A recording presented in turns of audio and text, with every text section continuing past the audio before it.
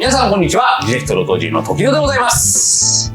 今回はですね、こちらリジェクトさんのコミュニティスペースリジェクトハブに来ておりまして、こちらでインタビュー企画の方をですね、やっていきたいと思います。で、今回のゲストはなんとこの方、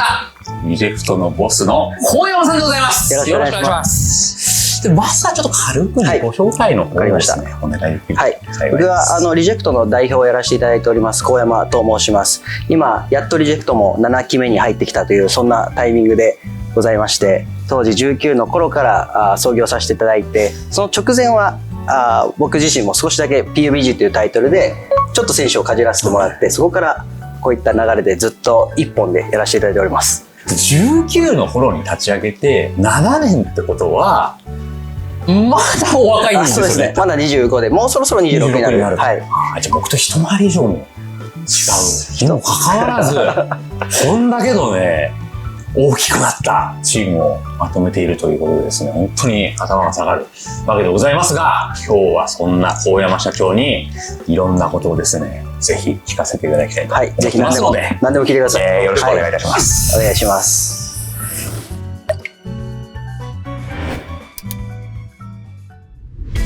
どうも今回はこういったトークテーマでね、お話をいただければなと思うんですが、まずはですね、先ほどちょっと軽くですね、ご紹介をしていただいたんですけども、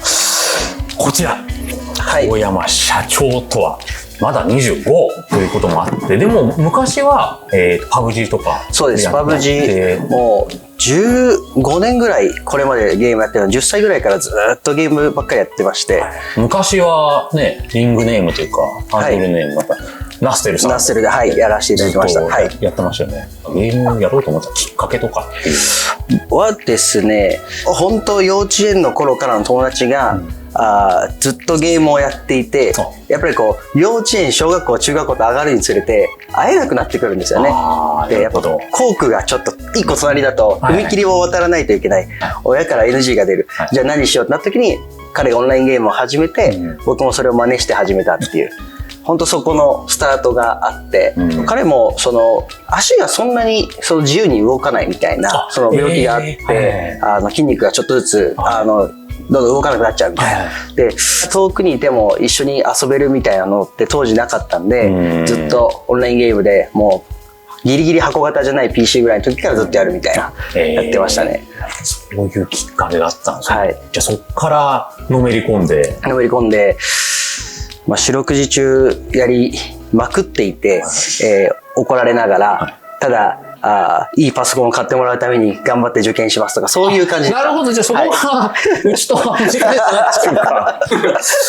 僕も当時はファミコンとかスーファミのソフトとかを買ってほしくてですね、こう頑張ったっていうのはありますけれどもね。そんな経験をして、中学校、高校。実はもう中高の時ぐらいから、このカウンターストライクってゲームタイトルで、本当にいろんなこう、アマチュアたちが大会出るようなものがたくさんあったので、こういろんな大会にはたくさん出てたんですね。ただ、オフラインのイベントとか大会とか出るってなったのは、やっぱ大学生入った瞬間ぐらいから、18とかのタイミングから、いろんなことに興味がやっぱ出てきて、フットワークもより軽くなりますもんね。そうです。なんで大阪の大会出て、次名古屋の大会出てぐらいまでをちょっと主戦場として出てました。こう僕ももともとはそこの世界大会の舞台にいつか立てるといいなとかっていう夢見ながら、実際は日本のチームで世界大会の同じ土俵にそもそも入れませんみたいな、レギュレーションというか、そもそも日本枠ないですみたいな結構多かったんで、じゃあそういった時にされたそんな経験もあって、世界戦っていけるチームを作ろうみたいなのが、ちょっとしてきっかけだったりとか。そうですね。もう悔しくって仕方なくて、選手として自分がまだ立てないなみたいなところもあるんですけど、一方で海外の大手のチームがこんなすごい生活をしていてとか、ゲームの施設を持っててとか、それを見ながら悔しいなみたいな、いいなって、こんな世界やったらもう僕らも強くなるだろうとかってずっと思いながら、その悔しさをバネにやってきたというところありますね。悔しいって分かるんですか？からチームを作ろうっていう書いてそう。そこが、僕のアプローチとは違っていて、僕も最初日本にそういうゲームのプロとか、スポンサーさんを探しに行くのって、現実的じゃないなと思ったんで、僕のアプローチは、その海外のチーム、そういうところに連絡して、そこのチームに入れたりとか、なんかスポンサー入れられないかなっていうのは僕が取ったんですけど、それを日本から自分たちで作るぞっていうのは、またやっぱちょっと視点がちょっと違うのかなと。ちょっと時代があるんですよ。そうか。やっぱ、時戸さんの、すげえ長いキャリアなんで、その当時取れる手段とか、そっか、時代がそもそもちょっと違ったっていうのはあるかもしれないです。そう、僕の時は、結構、例えば PUBG ってバトロワのゲームなんで、16チームがそもそも必要なわけですよ、1個の大会で。だから結構アマチュアとかが結構たくさんいて、僕らは感覚的にアマチュア作るぞぐらいの感覚からスタートなんですよ。で、もうちょっと言うと、僕が選手として志してやっていきたいと思った時に、所属をしたチームがあって、そこの代表者が、なんでしょう、僕がリーダーをしていろんな選手をかき集めてやっていたところ、なぜか給料が払われないまま、それインタビュー記事で見ました。それです。当時月8万ぐらいですね。8万でもやった僕バイト辞めるよとか仕事辞めますみたいな感じでやっぱ集まるじゃないですか。熱量高い人たちが。で、4ヶ月後ぐらいに連絡が取れなくなって、っていうか、給料払われてなくないみたいになり、1ヶ月待って、2ヶ月待って、これ飛んだわみたいになって、で、どうしようと。で、僕もリーダーやってたんで、ちょっと責任感を感じて、全然満額払えないんだけども、僕がなんか代わりにやるよみたいな、なぜかすごい投資が芽生えてきて、ウェブサイトを作ったりした収益を、なんかそのまま流して、事前事業みたいな感じになって、っていうのを1年ぐらいやってたんですよ。っていうのが、初めの立ち上げのタイミング。なので、なんか名前もちょっと強烈な名前ですけど、リジェクトという名前で反骨精神を持ってやっているという、そこがルーツでございます。ギャラ払うっていうなったタイミングから、小山さんの経営者側の人生が始まった。そうです。で、ちょっとだけダブり期間みたいなのがあって、3、4ヶ月ぐらいは僕も選手もちょっとやりながらとか、で、お金なかったんで、隙間でなんかウェブサイトを作って、地方行ってウェブサイト作りませんかみたいな営業やって、で、夜スクリーム出てみたいな。それは本当に大変ですね。選手からやっぱ怒られるんですね。頑張ってくれてるのは嬉しいんだけども、お前ちょっと弱くないみたいな。なるほど。だよねみたいな。僕も気づいてんだよねみたいな。分かった。で、誰かいい人連れてきてとかって、そこで入れ替わって、じゃあ次はスポンサーっていうものがあるらしい。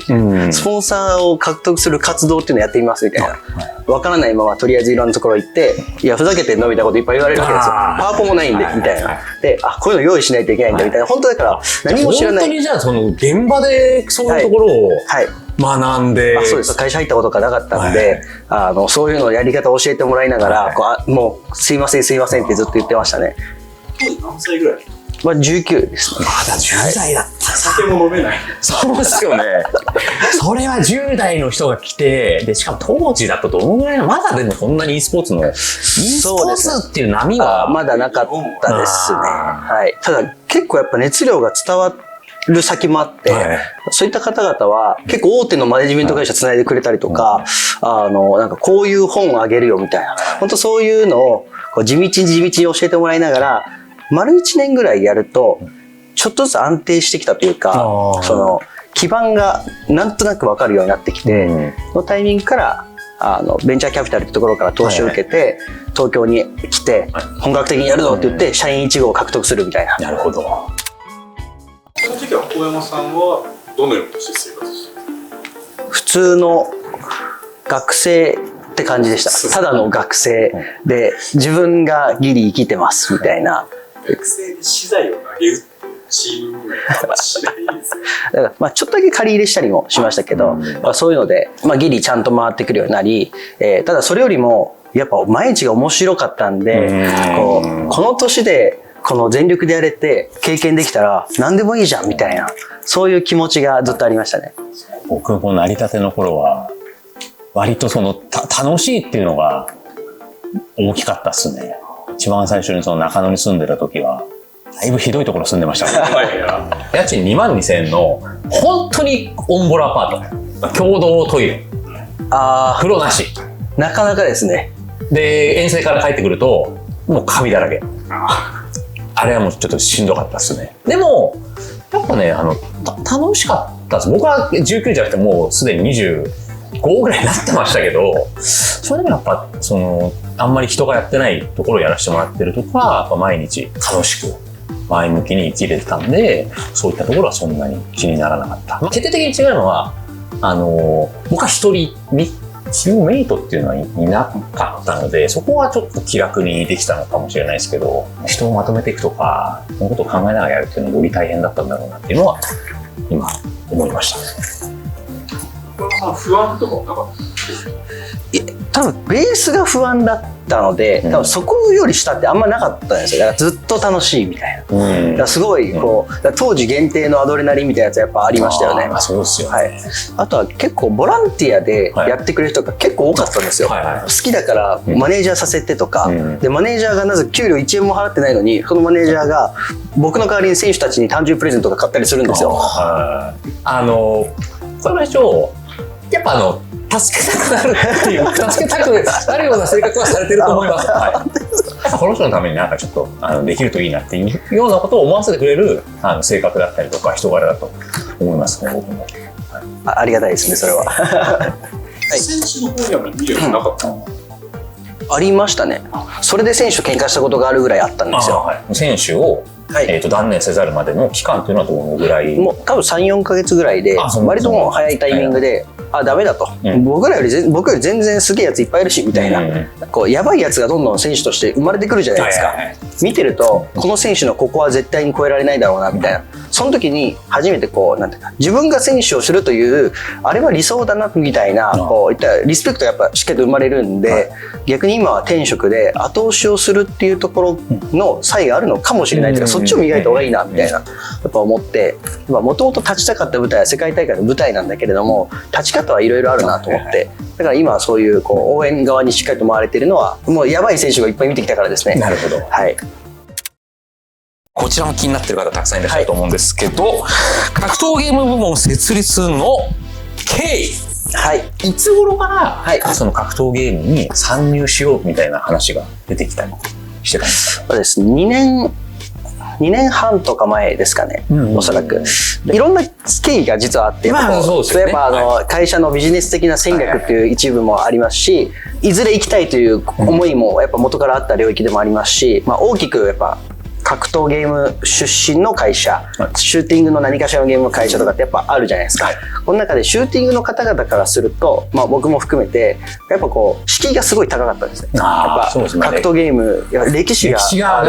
ありますよね。歴史はものすごいやっぱ歴史があって、すごい壁を感じていた時期でもあったんですけど、いつかこう自分たちが志したやっぱ世界で一番のチームを作りたいと思った時に、やっぱこう皆さんやっぱいろんなジャンルでやっぱこう固められていて、でこれはこうゲーム全体を好きな人たちが集まる場所だみたいな、そういうこうところを目指したいという思いがあり、ただ入り方はわからない。でも当時ちょうどギリギリのタイミングというか、ちょっとずつバロラントってゲームを筆頭に格闘ゲームコミュニティの方々もちょっとずつちょっとやってみるみたいな、そうなんですよ。そこでちょっとつながりが、そうなんですよ。で、いいんだみたいな、こういう入り方をしてくれるんだみたいな。って時にうちの僕じゃない逆の CEO みたいな感じでヤマトンがいるんですけど、ヤマトンもそろそろ来たんじゃないですかと。ストリートファイター行きませんかみたいな。そこから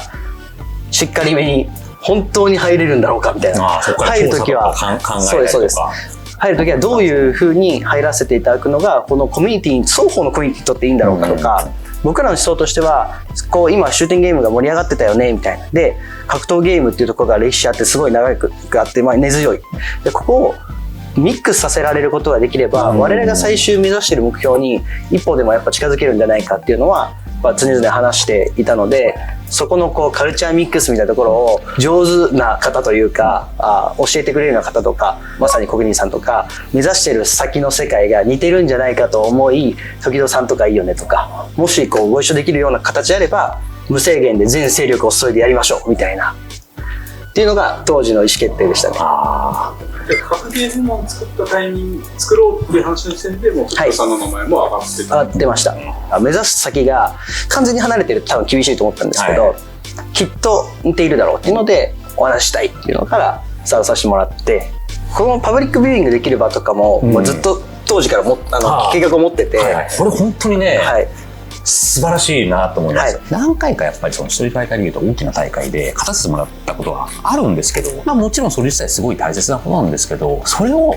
もっとファンの皆さんにお届けできること、そのタイミングしかできないことってあるじゃないですか、そういうのをうまくできればよかったなっていうふうに思ってたんですよ、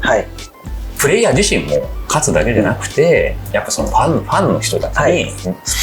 そういった喜びを共有するとか、そういった面をすごいサポートしていただいてるなっていうのは今回本当に感じますよね。それがまた今回のこのストリートファイターリーグの今の絶好調、最高ですよね。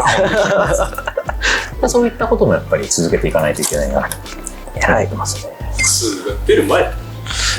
そうです。5の時ですね。戦略的に言うと、やっぱゲームタイトルって入れ替わるタイミングが、一番こう爆発力が、そうですよね。やっぱ本気で来るっていうタイミングが、やっぱそのタイミングなんで、僕らそこにかけるしかないっていうので、そのタイミングでリジェクトファイトナイトもやらせていただいてとか、やっぱりそういうこう流れの中にやっぱできる限り乗れるようにしたいし、自分たちもそこの中のインパクトを出せる何かをやりたいしっていうのもやっぱ思ってましたね。もうちょっと話されちゃってることかもしれませんが、時々のこと、どう思ってる？まあ皆さんと一緒でやっぱレジェンドであるというところと、その上でなんていい人なんだと、こう全員が常々時々さんやばいねみたいな。結構迷惑かける部分があると思うんだけどな。この6、7年の中でいろんな選手たちと出会うわけですね。比較的やっぱみんな若いっていうのもあると思うんですけど、やっぱこうメラメラとした闘争心がそのままいろんなところにこう行っちゃうみたいな、結構尖ってたりするんですけど、出会った瞬間からなんかみんながすごいこうパワフルなこう影響をもらえていい気持ちになるってなかなかないよねみたいな、競技の側面だけじゃなくて、競技取り組む時にこの格闘の火を絶やさないぞっていうメラメラとした思いが伝わってくるような楽しませ方をしてくれるというか、それがこうグッとくるところがありますよね。なるほど、それは本当によく見ていただいてこっちでこれからも頑張りさせていただきます本当に一緒に不満はないですか？持ってる人いないと思いますね。ありがたいな。リジェクトの精力的な活動について、動画とかもそのチームでそれそうすごい力入れてる。そうっすよね。郷さんとかもやばいっすよね。やばいっすよ。クリエイティブ班の人は本当に僕らが帰る時も残ってる方いらっしゃいますし、郷さんだって行って素材取って自分で編集をして、そうなんですよ。僕たちもともとなかったところでちゃんと作ろうと思って意識して作ったのがクリエイティブのチームで、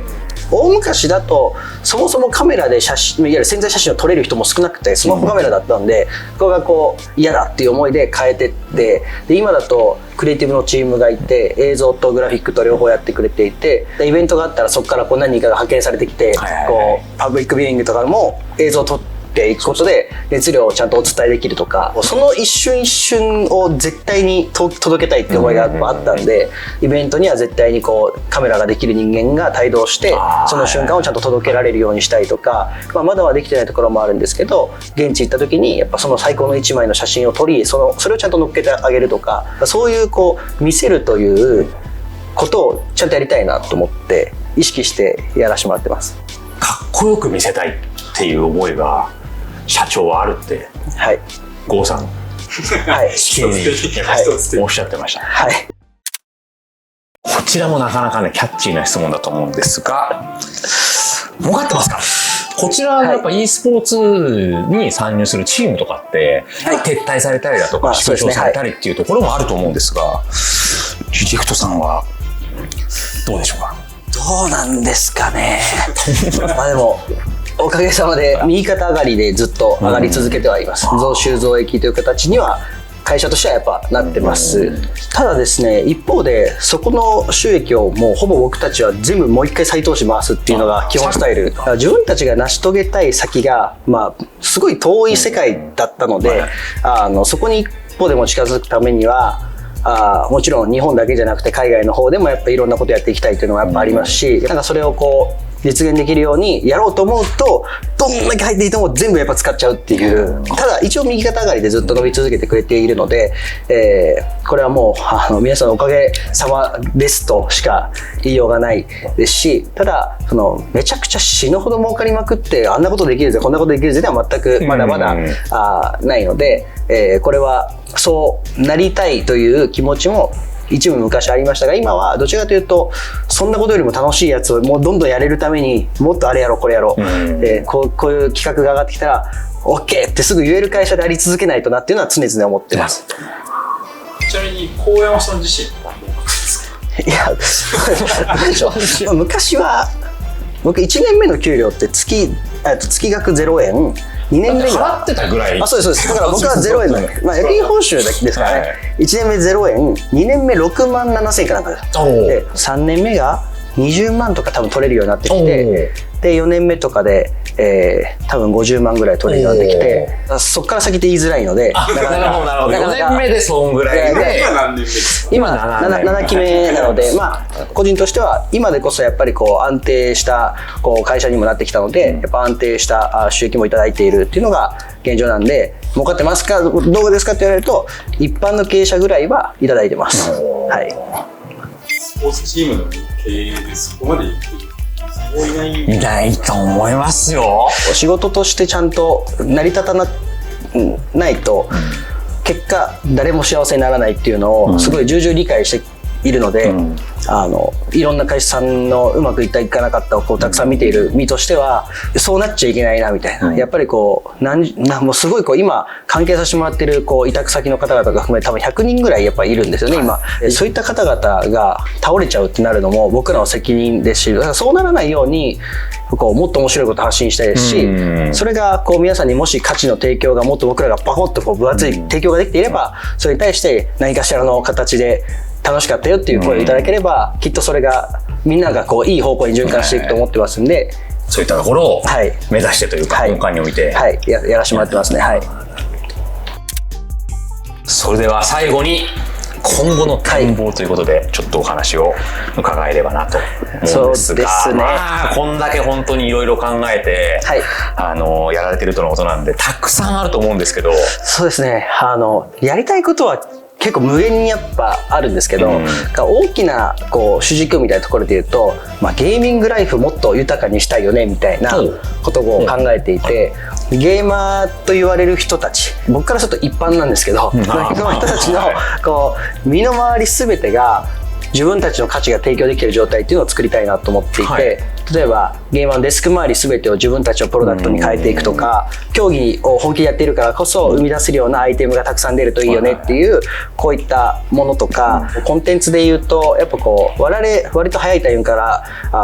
競技選手、そしてストリーマー、そしてバーチャル YouTuber みたいないろんな選択肢っていうところを増やしてきたんですけども、こういったところの人たちがよりワクワクするようなアクションをやりたいっていうのも思ってます。で、何よりやりたいのは、競技チームとして世界でトップティアに入ることっていうのはまずはやりたいと本気で思っていて、事業会社さんとか、LINE ヤフーさんとかもそうですけど、いろんな方々の資本を我々がいただきながら提携をさせてもらって、増資という形で株主になってもらいながら次のマーケット攻めるみたいなことをやっぱ常にやってきたんですね。で、これを今後は海外の方ですね。なるほど。もともとでも一番最初にこのね、始めようと思ったきっかけがやっぱ世界のところで戦いたいっていうことがもともとあって始めたっていうことなんで、合点がいくっていうか、そういうところを狙ってるっていうのはすごい共感しやすい狙いだと思いますね。なので2027とかに向けてまずは海外の展開を今全力で進めているんですが、海外の拠点を構えるとか、グローバルで当然のように誰もが知っているような選手が当たり前に我々の組織にもいる、そういったグローバルベースのチームを作りながら、彼らが出すプロダクトっていうのがものすごく世の中のためになっていて、ファンの方々だったりがより楽しめるようなそういった場所だったり、コンテンツだったりというのは引き続き広げていきたいと思っております。今まで以上にちょっと英語頑張んないといけないとですね。はい。人並み、プレイヤー並み以上に日本の顔ですからね。頑張っていければなと思います。本日の動画は以上となります。小山社長、ありがとうございました。ありがとうございました。いやー、楽しいお話、本当にたくさん聞けましたね。この業界って、本当に移り変わり激しいと思うんで、はい、また継続的に、はい、1年後とか、はい、そうですね。またお話いただければと思います。はい、ありがとうございます。ありがとうございます。小林社長から何かお知らせみたいなものがあれば。そうですね。この映像がオンエアされるタイミングぐらいでは、今後の海外の展開のことですとか、なんかワクワクするようなアナウンスをできるようになってるんじゃないかなと思いつつ、来年のできる限り早いタイミングでリジェクトやべえなって思ってもらえるようなアナウンスをしたいなと仕込んでますので、もしワクワクした最高だと思っていただけたら、パブリックビューイングとかでぜひ時戸さん筆頭に SFL 選手をぜひ応援していただければ幸いでございます。お願いします。お願いします。じゃあまずはこの社長のツイッターのフォローとリジェクトのフォローですね。あとはリジェクトの YouTube チャンネルの方もぜひね、フォローしてぜひお願いします。時戸さんのね、裏の顔とかもね YouTube に上げていきたいと思ってますんで僕はもう全部郷さん撮ってきますからね、そのままそちらの方もよろしくお願いいたします。今後も、リジェクトの一員としてね、しっかり頑張っていきたいと思います。私どもともリジェクトの応援をぜひともよろしくお願いいたします。それでは今回はこの辺でありがとうございました。ありがとうございました。それでは次回の動画でお会いしましょう。また。